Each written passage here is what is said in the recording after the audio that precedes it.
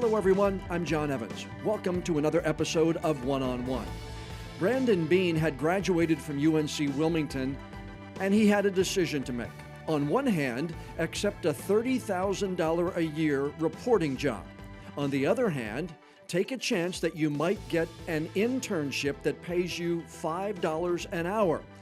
Oh yeah, he was about to get married when he made this decision. A job he would like, a chance he knew he would love. Well, Brandon chose his passion, and that was in 1998 with the Carolina Panthers of the NFL.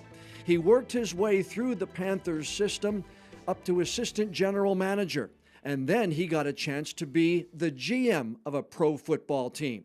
To do it, though, he had to move his young family from North Carolina, his home state, to upstate New York to be with the Buffalo Bills. The culture here, it's like a Southern culture in a lot of ways, and we're from the South. But most of the people are deeply rooted here. But it's a tight-knit community, but they're welcoming and they're great people. It's not what you think of when you think of the North necessarily, or New York. Generally when you think of New York, you think of Manhattan. This is still fast moving, but it's a much slower pace than Manhattan. The weather is different, but if you get your mindset for the snow, my kids actually like the snow, so that's been fun for them. What led you to UNC Wilmington? When I went to Wilmington, I was living in North Carolina, and long story short, I was trying to decide I needed to go to an in-state school for cost reasons. So I kind of knew my options.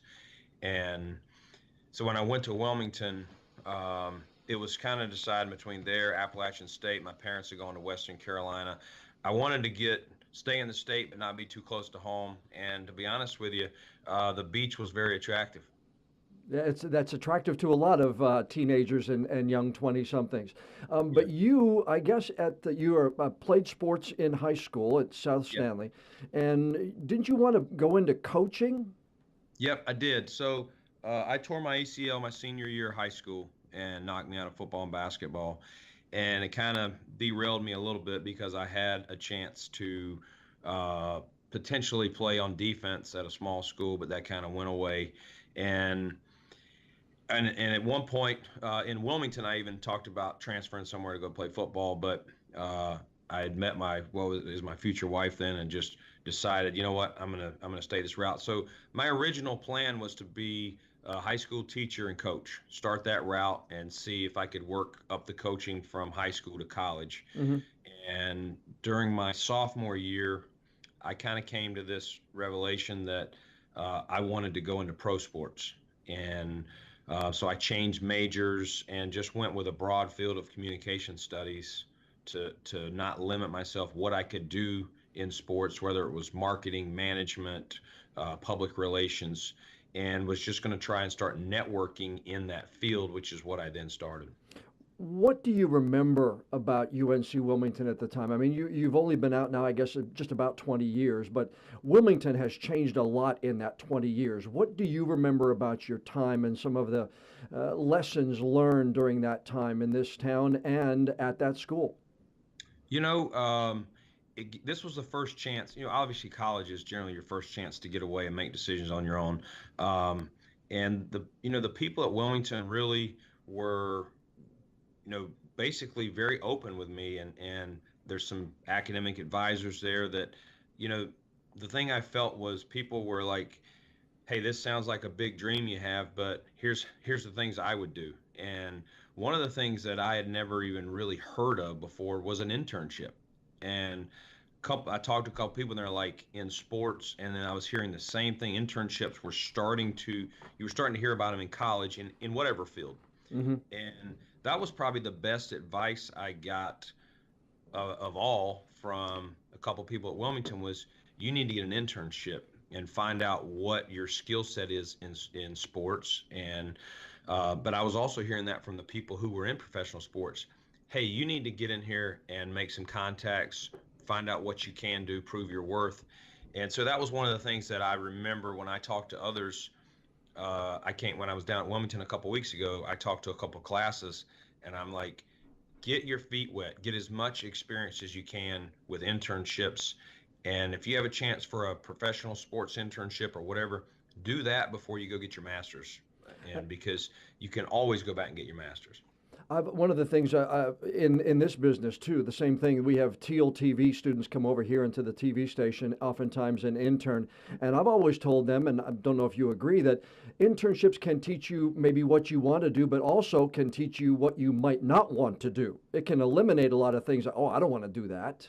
Yeah, yeah, most definitely. And that's key. You're not like to me, and I told them, don't just go and do an internship in one area and never do anything else. Like try and see the things that interest you because you may intern somewhere and you may meet somebody else in that building that's doing something totally different. You go, man, I really like what they're doing, or what she's doing. And you're not committing yourself to a full-time gig. You're going in, it's a chance for you to see what the skill set's like. It's for chance for the people who run that place to see what your skill sets are. Maybe there's a match there. Maybe they know somebody else with a different organization that needs a position full time that's a role that you love even better. You just never know. The networking opportunities there are so huge, and you can, again, like I said, find out about yourself as much as they're finding out about you. And I imagine, and correct me if I'm wrong, you faced a decision of a full-time job in journalism or a Yep. $5 an hour internship opportunity. And you've always talked about passion. I read something you said, one thing I tell interns is if you're not passionate about it, don't do it. So there had to be a passion for you to turn down a $30,000 a year job to take a $5 an hour internship. And I imagine that was difficult to explain to Haley, but it worked out for you. Yeah, she was teaching at the time, and we were living in Belmont, just outside of Charlotte, and I had finished my original internship with the Panthers, and was interviewing with the Sports Business Journal, and I got the job, and they offered it to me. It was $30,000 a year, this and that, and it was basically going to be following NBA stuff in journalism, Sure. and I was planning on taking it, but I still had a line in the water with the Panthers, and so I was trying to hold them off until I got an answer with the Panthers, and I finally got it that hey, we will keep you on as a season intern, and yeah, it was I believe minimum wage was right around $5 an hour at the time. Yeah. What do you remember the look she gave you at the time? You know what? She was cool. She knew how much I had wanted to do. She knew the internships I had done for free with the Charlotte Touchdown Club and just going to training camp originally for that month thing. She knew that was where I wanted to be. She knew my passion for sports. With only thing I ever had on at the house was ESPN. Trying to keep up. And she knew, and she'd been around me enough to know how passionate I was in high school playing sports, and just that was what I really wanted to do. So she was good with it. Believe it or not, it worked out. But I'm appreciative that she was. But it is about passion. I thought I would have. I felt like I would have liked that job that I was interviewing with the Sports Business Journal. Mhm. I knew I would love the opportunity to work in the NFL. So it was a no-brainer, as hard as that is to say. What were some of the more difficult jobs that you had to do with the Panthers? I imagine there are some you're like, well, I can do this, but they want me to write a news release, or I can do this, I really think I can do this, but they want me to do this. I mean, were there times that you really had to bite your tongue and say, I'm paying my dues as I go along? Yeah, I mean, probably the craziest part of my job early on was when I got into football operations after I'd left the PR deal, was running guys to and from the airport and picking them up because you're having to. This was when you could go through security and without having a boarding pass or anything. Right. So I would meet guys at the gate. So I would literally go park, and most guys didn't have a cell phone back in 1998, 99. Some guys did, but there was no internet where you see a picture of a player. So people are walking off, and I've spoken to them on the phone before they left, but I haven't spoken to them since, checking their flights and all that stuff. And you're literally the big guys, you knew who they were, but you get guys who are like DBs or a kicker or something like that. I can't tell you how many times I went up to the wrong guy and said, "Hey, are you Jim? Are you John? Whoever." Mhm. No, I'm not. Okay, and then you're just trying to like face scout people as they're walking on off the plane. It was interesting, but literally I would be at the airport picking up two or three guys. Maybe we're gonna have a workout the next day of I got three DBs, and I'd have one guy in the A terminal, another guy in the B. I'd literally be running like OJ through the airport because they'd be landing at similar times, and I'd grab one. I'd say, "Hey, go downstairs to this little area, wait on me. I got to get another guy," and I'd jog over there without because I didn't want to lose them because they didn't have a cell phone. Sure. Um, and then literally sometimes you're getting home after midnight, and I'd have to pick them up at 6 a.m. the next morning, drive them for a physical to the doctors. You're just waiting around in doctors' offices. But it's necessary stuff that had to be done. I didn't hate it, but it wasn't the funnest part of my job either. Do you remember someone who was really nice to you along the way up? I know Marty Hurney gave you the opportunities, and people put their faith in you, but somebody who was really nice to you in those first days. I remember one of my first times there was a janitor at the TV station who would talk to me even though I was a sports producer and the fourth person in the department. Anybody that really sticks out that was like, really said something nice to you along the way? Yeah, the head equipment manager, Jackie Miles, was the guy who I basically got to know him through I needed a couple favors for stuff we would need for jerseys or whatever for guys who are working out. And Jackie's from Philly, so he comes with that Philly love. But he would bust my chops pretty good. Like, hey, I won't worry about these players. I'll just make sure you're covered. Don't worry about that. Just busting my chops a little bit. But he saw how serious I was, and I started helping him when I got done with my regular work. I would go down and fold towels for him, and really would just ask him about his life in the business. And we had some open talks. And midway through my intern season, he asked and got permission if I could travel with the team on road games. And so on road games, I would be a quasi equipment guy, just helping these guys suit guys up, do whatever, help with the laundry. And it really, even though that's not necessarily glamorous work, it showed me another side of the business that, and I ended up being Jackie's boss later on in Carolina. Hmm. So I knew when he came to things, I knew what was legit and what was not by working there, at the bottom. Yeah, and those kind of stories and those kind of people are special because you never forget that because then maybe along the way you do something like that to somebody else. Yep, most definitely. As you started to get more responsibility, was there a time, did you ever think, man, I'm in maybe over my head a little bit? I never felt I was over my head because I've always felt a strength of mine is that I'm willing to listen and learn, and that I'm open. Hey, I don't have all the answers, and I'm going to ask the right questions. What I try to do is figure out the people who I can count on, who really know. A lot of people out there will act like they know or talk the talk, but they can't walk the walk. I tried to make sure I know who in the building really were good at their job, good at their roles, good sounding boards. I mean, the biggest jump obviously was when I became the interim GM. Right. I was not preparing 3 weeks or 3 days before that happened to be that role. So that's dropped on you. That is a heavy weight, a heavy burden immediately when I woke up that morning that I didn't expect to get. But what I did was I went around and talked to the people that I was mentioning before Hmm. individually and just asked them in their area what's going right, what's going wrong, and what can I do, and then things they thought that the GM could do better, or things that basically this is the things we've been working on, just so try to catch myself up to speed to give myself the best chance to make the right decisions. When we grow up, we think football is just a game, but you're in the business. When did you realize, or what happened the first time you realized it was a business? Was it when you became the interim GM that somebody lost their job and you got an opportunity because of it, or was there something earlier than that? That's the most personal side of it, how I saw it affect me. I mean, I realized early on, as a guy that was the age of a lot of these young players, I'm coming out of college draft. There was a lot in common, whereas now I'm older, these guys are a lot younger. So we would have a lot of things in common. So maybe I'm eating lunch with a guy, or we're on the road getting to know a player, and then all of a sudden I've got to go down there and grab him to be released, or one of my cohorts has to grab him and bring him up. And wow, this we're letting this guy go, who's a great guy, who loves football. His family's nice. He works hard every day. It's just unfortunately his skill set is not good enough. That's when I knew, hey, this is a business. again, you touched on when Marty was let go. Marty had raised me to that point in the business from 98 until 2012 when we started 1 and 5. So to see not only a mentor, but a friend, see that happen to, that's definitely, that was a tough time. Does it ever get easier making some of those decisions, dealing with people's lives? It doesn't. It's hard.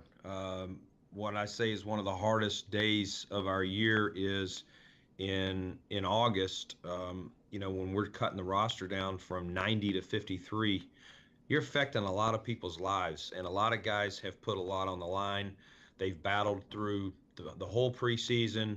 Back even starting if we've signed them in April or May or drafted them, and to tell what you're talking about is 37 guys, you're not good enough. Now we do end up signing 10 of those guys, and not all of them have to come from your roster, but usually 7 8 of those 10 on your practice squad. So there's at least a lifeline. You're throwing some of them back, but that's hard because most of these are good guys and they care. And sometimes guys get teary-eyed, and or maybe they know this is the end. It's an older veteran, and that your decision is affecting them. That's hard. But the thing I've found is you have to be honest with them. Don't try and BS them. Tell them exactly the way you see it. And even if they're mad when they walk out the door, I've found most times when you run into them down the road, they respect you and they're glad to see you again. I read some interviews that you said that being the interim GM was a good training ground for you to ultimately for the job that you have now. But was there some kind of disappointment, or was it anger when you didn't get the full-time job after Marty was fired and they brought on Dave Gettleman? Yeah, it really crushed me, to be honest with you. I felt like I had made a connection with Coach Rivera, and we started 1 and 5.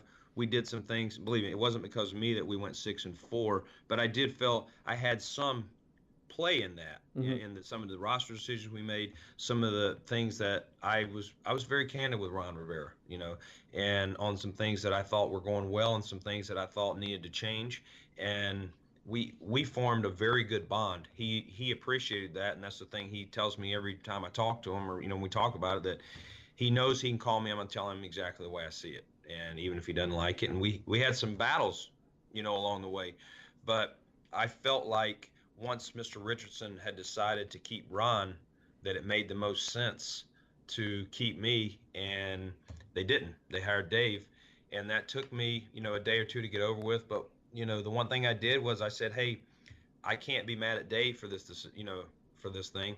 But the best thing I can do is go in there and tell him, listen, I know where all the bones are buried in this building.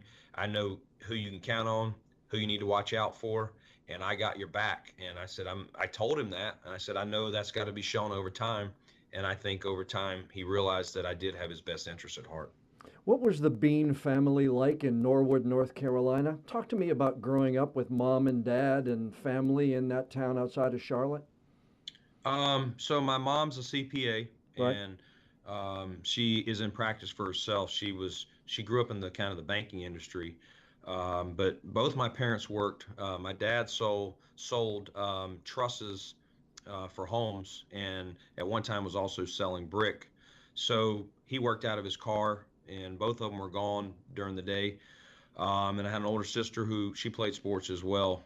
So it was the four of us, and we had a lot of independence because both parents worked. And with my older sister, once she was in like sixth, seventh grade, we didn't have a babysitter anymore, which probably wasn't good at all times because she was always bigger than me, and she was competitive too. So we had a few duke it out moments where I'd throw the basketball at her and I'd run in the woods till I knew my dad was home to protect me. But we had a good time.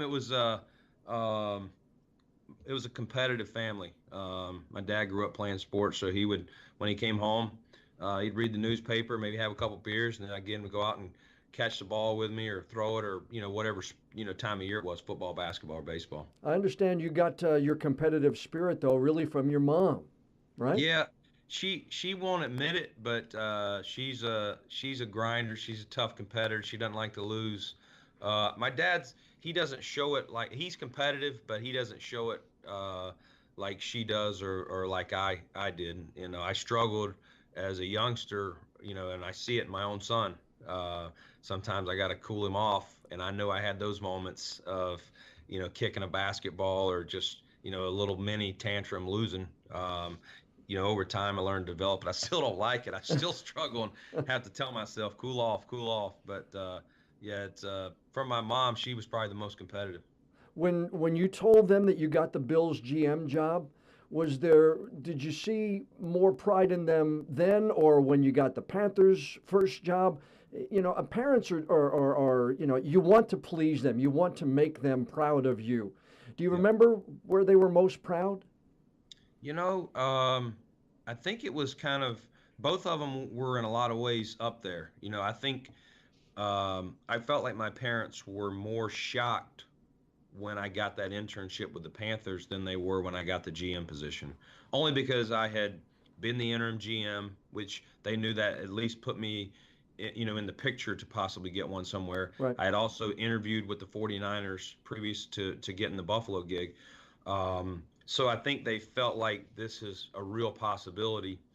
I don't think they thought I had a shot in the dark in getting that internship with the Panthers. So I think they were more shocked at that one.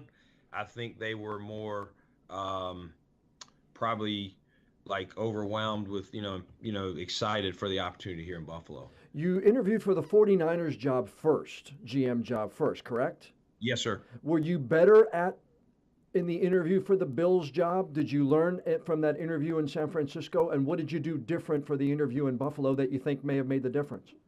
I definitely did. When I walked out of the 49ers internship or interview, I felt like I was going back through all the questions that they had asked me, and I said, I feel like, I answered them all pretty well. I remember there was one or two, I don't remember specifically, that I said, well, maybe this would have been a better answer.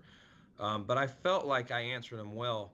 But the thing I said, once I didn't get it, I tried to reflect and I called out there and asked one of the guys that was in the room his thoughts, and he was generally very positive, as most people are. And I tried to say, hey, just hit me, tell me what I could have done better. The thing that I got from it, not necessarily from what he said, but what I even came up to myself, was I was trying too hard to win that job. Like, I was trying to give them the perfect answer instead of the real answer. And it's kind of like, people laughed at me, but I've explained this to a group before.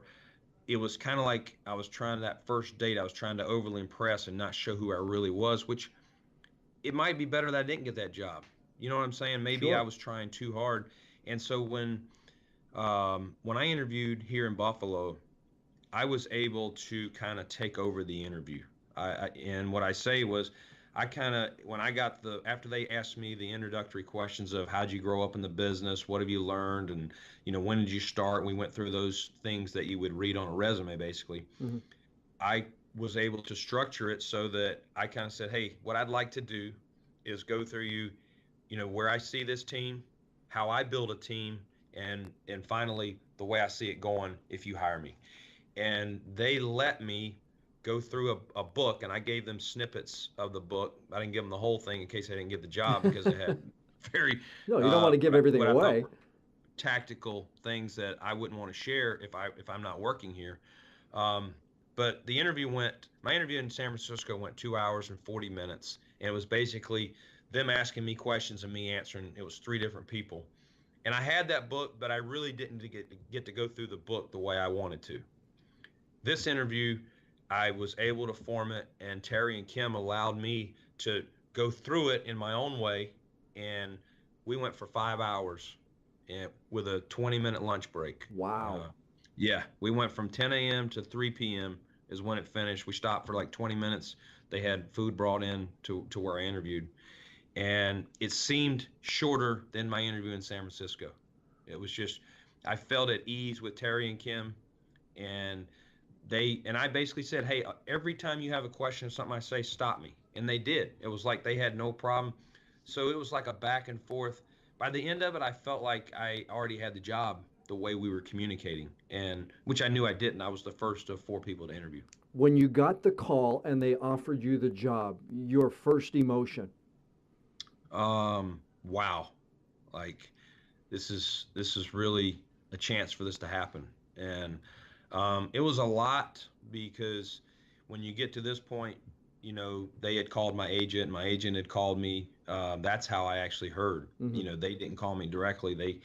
They called my agent, and he called and said, "Hey, I think they want to hire you. You know, do you want me to go ahead and pursue, negotiations? And are you ready to take this? Once we do this, there's no turning back." Mm-hmm. And so had the conversation with my wife, and that was the only one. Didn't call my parents or say anything to my kids, and we talked about it we had been talking about it, but we sat for like 2 more hours and talked through everything. And obviously you think about your kids, and they've been raised in basically one house, one schools, one set of friends, what that affects. And once we said it's a go, called him back, and he called me back a few hours later and said, "You're a Buffalo Bill," and it was pretty cool. Now, I wanted to ask you about that because I guess when you moved, the boys were 11 and 13, 12 and 14, somewhere around there. Yeah, 14 and almost 12. So, I One mean, was turning 12 in June. I've moved a couple of times in this business, which is you make a lot of transitions. But was it difficult on them? How much did that play into your decision? Two boys, one teenager, one preteen, tough time in their lives. Yeah, big time. And once I told them that I accepted this job and that we were going to move, I mean, my older one was crushed. He cried on and off for an hour. I mean, and that was hard. And it puts doubt into you. Mm-hmm. Was this the right move? Um, but I felt like I couldn't include them in the decision on this. They knew I was interviewing, Mm-hmm. but I felt like I wasn't going to make as clear a decision because I knew where their thoughts were going to be. And rightfully so, I would have probably said the same thing at their age. My 12-year-old, who was 11 at the time, he's more easygoing. He was not happy with the move, but he kind of was like, okay, I'll adjust. Um, my other one, he was really emotional about it, and that made it tough. But they settled in pretty well as you got in there. Yes, you know what? They've done exceptionally well. And what helped was both of them playing football. So we let them finish the year out there. I moved up here in May, but they moved up in July, and immediately got them both into football workouts, one for the middle school, one for the JV team. And so they were able to meet some people there. And sports, again, you come back to sports, the profession I'm in, I think that's really helps people in a lot of ways. Students, one of my youngest one does not like school, but he does like sports, and he knows you can't play sports without school. And I think of myself, I did fine in school. I didn't love it. I didn't hate it.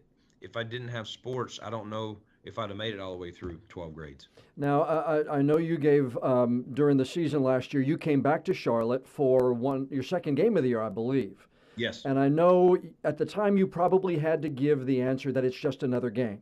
But can you peel back that curtain a little bit and give me some of your emotions the GM? Was it more than just another game? It's not, in all honesty, because you're so competitive. It's just like I said earlier, there's nobody growing up I wanted to beat more than my sister when we were playing basketball together. And I had a lot of friends, close friends, still do, down there that I still talk to a lot all over that building, from security people to janitor, you name it, to Mm-hmm. finance, ticketing, obviously to the football people.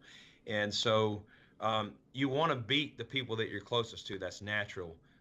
Just to smile at them, wink at them, whatever. Sure. But I didn't want that game to be about me because it wasn't about me. So it was really, I didn't say much around here. It was just more, and it was great to see a lot of people that I didn't really get a chance to see. It happened so fast when I left in May. It's like, bang, you're able to text and talk, but you don't necessarily get to see everybody. I was able to see some people and give them some hugs pregame.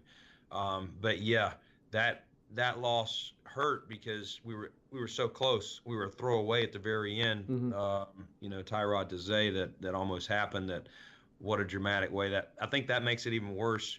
Sometimes you say I'd rather lost 28-0 than 9-3 or whatever it was. Right. When you make a football decision, How much of it is analytics and how much of it is gut feeling? And the reason I ask is you were asked early on what kind of player you wanted as a Buffalo Bill. You said good character and ultra competitive. So the reason for my question is, would you rather have people that are higher on those two scales and maybe a notch down in an analytic, just for those top two characteristics that you want in Buffalo Bills? Yes, most definitely. The thing I'll take a lesser player. Not, you have to decide how much lesser. But if you're giving me a guy who is the top at his position, but he doesn't bring a lot of the other things, the intangibles, the hard work, the leadership, loves the game, super competitive. If he doesn't have, most of those traits, then I'm not going to see him as high as a guy who's a little bit below athletically, but is going to be there. He can be counted on every day.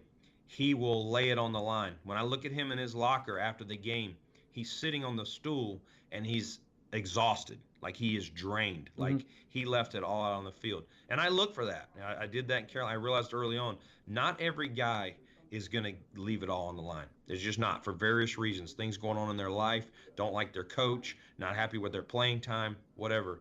And that's one of the things I looked for here when we come in the locker room. I walk around and, congratulate guys or tell them, hey, keep your head up. But I'm also looking in my own way, who looks like they just totally left it out, on the field. And that's what kind of player I want to be a Buffalo Bill. Did somebody embody that at Carolina as you were coming up in the organization? Yeah, a lot of times linemen, you see an easy answer is a Luke Kuechly. I mean, that guy is, but there's a lot of guys, a Jake Delhomme back in the day, Julius Peppers who returned. I mean, Julius is a very quiet individual, but he's very smart. Some people take people that are quiet and think, oh, well, maybe they're not smart. So Julius is a very smart guy, and to be a part of bringing him back to the Panthers before I left, I was super excited about that because I thought he needed to finish his career being a North Carolinian, drafted where he was, and the career he had. I hated that he'd ever left, but Sam, Julius is a guy that practiced hard every day and worked hard every day and was fun to see. a Sam Mills kind of a football player? Most question. I mean, Sam had just finished his career when I met him in Carolina in '98, and I'm very good friends with his son, who's still on that staff. But you can't find a better guy than Sam Mills. I wish I would have been around Sam as a player to see what I'm talking about coming in the locker room. But as a man and the people and the coaches that I talk to that coach him, he's what you're looking for. You said, I'm not looking to ever bring any distractions into this locker room. I have to ask you about what a lot of people call a distraction and players kneeling for the national anthem. As a member of an organization, you have to see it, but as the GM, you have to deal with something like that as a spokesperson for the organization. What do you see as far as this issue? And is it a distraction, or do you see it as the players really truly want to say something? That's hard because people come from all different backgrounds, and you have to understand when you're talking about that everybody has their own view, and some people are kneeling for one thing, some people are kneeling for something else, and people publicly interpret everything the way they want to. So I try to keep an open mind, and I thought Terry and Kim did a great job here, Pagula. We had an open forum and we had multiple meetings for guys to be able to just open up and talk about things in their life. And there were guys that didn't kneel, but that wanted to kneel. And it was good to hear their stories because some guys were kneeling that have a brother or sister in the military. And, a lot of people take it that it could be offensive to the military or whatever. And they were like, no, I'm not kneeling because of that. So I think it was good for our team, for everybody, whether they were kneeling or not, to hear a lot of the points of views, and it opens eyes to what at the end of the day, a side positive to all that stuff that was going on was our team connected. We opened the locker room for guys to say things that maybe they wouldn't have talked about otherwise. What did you learn from Jerry Richardson? Oh, so much that I wouldn't know where to begin, but just about, hard work, about being respectful, treating every person, whether it's the person at the bottom of the rung or the top of the rung, treating them like they're the most important person, at that time, and that they count. And, just he really taught me a lot about business economics. And, we had a lot of conversations. One of my main duties was being over all the budgets on the football side. And that's a lot of revenue being spent out. And every year in January, February, I would have to basically, our fiscal year was April 1 to March 31. And I would have to formulate a plan and go over it with our CFO. I'd run it by the GM at the time, whether it was Marty or then Dave, and sit with our CFO, our president, and then I would have to send a copy to Mr. Richardson. And he would always write me notes, or sometimes we would talk about it. And there were things he would point out as I was learning how to do that. And it was something I didn't learn in college. I learned there how to do it, and I got better as I went along. But it really helped me for this job as well, in the things that you do when adjusting a salary cap. Were you bothered when the allegations came up against him?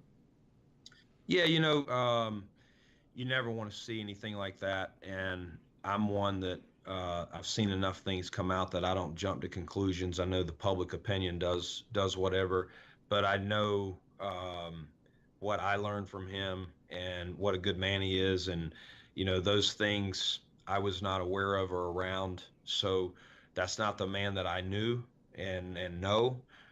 So I can't speak to that, whether what's true, what's not. But I hated it personally for him, because he's done so many good things, and we know how the news cycle works. The many good things that he's done, some of them people do know, but there's a lot that they don't know. And that's what stings a little bit for him, what he's done for the Carolinas, the whole region, and, obviously Charlotte in particular. Were you glad to see Marty Hurney get named as the GM back again at that franchise? I was. I felt for Dave when he got let go, because, Dave and I had a very good relationship. But it's funny how it's all worked out. Dave goes back to the Giants, where he spent most of his career, and then Marty gets to return. And I have, big time respect for Marty. I wouldn't be sitting here talking to you without Marty Hurney.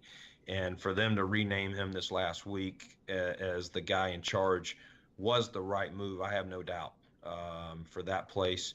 Knowing an ownership change is coming, Marty's going to support Coach Rivera, and he will provide the most stability for that organization in what's a tough time as they go through an ownership change. You said you knocked heads once or twice with Ron Rivera. What have you learned from him? Ron is such a good man that you can be firm, but you can put your arm around somebody. And I think that's what Ron is with the players. Ron, you won't find a nicer man. If you can't get along with Ron Rivera, you need to check yourself in the mirror. He's that kind of guy. He would literally do anything for you. He cares about people. He literally, once he knows you, he knows your family, he knows who you are. He may forget a name or two, but he knows, you got a daughter that's 12 and a son that's this, or he really, when he asks you about your family, a lot of times we get into conversations and we ask, but 10 minutes later, we've already forgot. He's really engaged. He really cares. He wants to know you, and he wants to help you. And I've seen him talk to players and try and, talk them out of some tough spots. And he can smack you around when he needs to, but he can put his arm around you, and you won't find a better man than Ron Rivera. As you're getting ready now for your first draft with the Buffalo Bills, do you read what people say the Bills should do with their draft pick? Do you read what people say about Brandon Beane as the GM? You try to put that stuff away, and I realize that, but you're also a human being. And Yep. So does any of that social media get to you at all? How is it to ignore that? So I don't have Twitter or anything. I have text, email, and phone. That's the only way you can get a hold of me, and I intentionally, so I don't get on social media. That's probably the thing that I keep, I know nothing about for the most part. Right. Unless I hear something from somebody around here, somebody forwards me a tweet that's important to our team. But rarely do I get something forwarded about me to it personally. Now, I have seen things where somebody will forward something about somebody in the draft that was tweeted or things like that. That would be important. But I don't get into like the mock stuff and all that, especially right now. Now we do check out the mocks as just we'll run some analytical stuff. We'll take like 20 of the top, the high, ESPN, CBS Sports, NFL Network, and we'll just run some analyticals and basically see how many times this player is, projected to go in the top five or the next five. Just a lot of times it's interesting information. It's not the final answer, but it's just another piece. But I don't spend time reading about myself. Our PR staff actually sends us every day a headline of the clips that we can click on any article about the Buffalo Bills, mostly local stuff. And I'll read the headlines. And if there's something that I think is pertinent that I would need to know, I will click on it and read it. But I don't get a newspaper in here or pick it up. It's probably better I don't.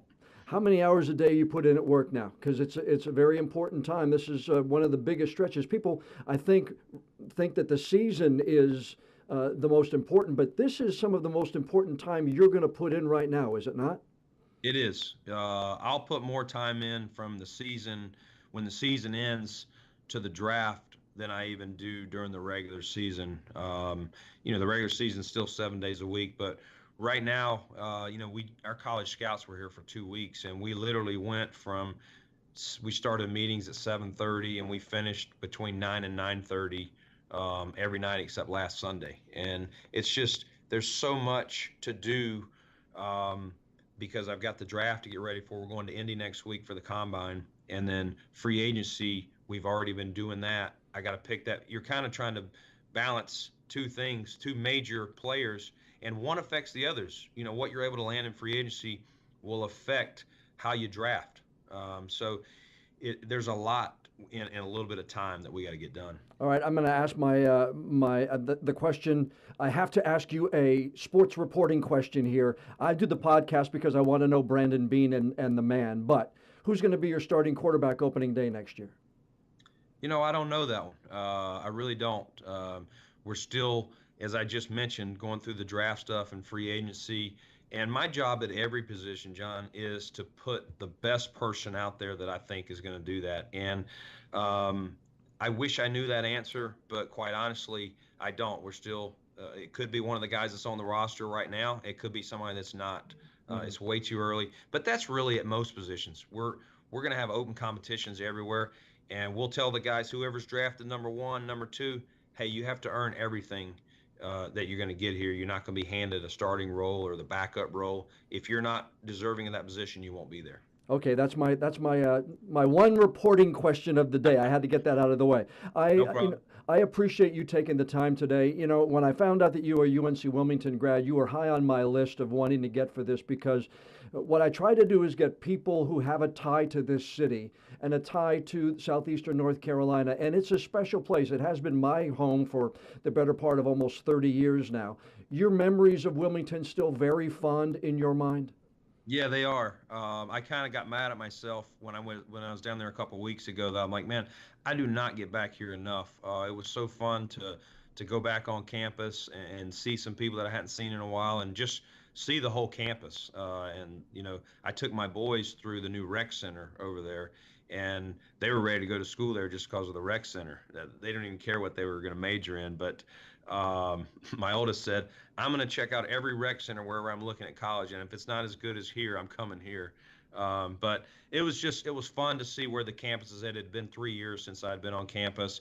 I stayed downtown, so we walked around downtown, which was fun. I didn't make it to the beach this time, but the last time I was there, I did. It's just it's so neat to go back there, and still a lot of memories, and that's where I met my wife. And so a lot of cool things. Jimmy Bass has been very good to me over there, and I love the relationship I have, with those guys. And that was the first basketball game I'd been back to since I was a senior. And they won, played well. It was fun, and like I said, I was mad at myself that it had taken me this long to get back there. Well, tell your boys it's going to be 80 degrees in February. That might also push them toward UNCW. They would definitely be doing that. They like the snow, but I think by the time college gets here, they might like that beach life too. All right, Brandon, thanks again for carving out some time today. You've been a real joy to talk to, and I know you're passionate about the NFL and passionate about sports, and somebody who has succeeded in what they want to do in their passion. It's always fun to be around. Thanks, John. Appreciate you. Thanks to Brandon Beane for joining us for this week's podcast. You can keep up with Brandon and with the Buffalo Bills by going to the team's website. That is buffalobills.com. Next week, a man who retired to Wilmington but answered a phone call one day and then went to work for the United States government. Dick McGraw agreed to join the Bush administration in the Department of Defense. Dick was actually in the Pentagon when the plane crashed into the building on 9/11. He talks about that day and his service in the years afterwards. Next week, right here on our podcast. If you know someone who you think would be a good interview for an upcoming episode, please send me an email, jevans@wect.com. And if you leave me a rating or a review for this week's episode, and you send me a screenshot of it by email, you could be the lucky listener we pick at random, and we'll send you that really nice WECT travel mug. I'm John Evans. Thanks for being with us for this week's episode of One on One.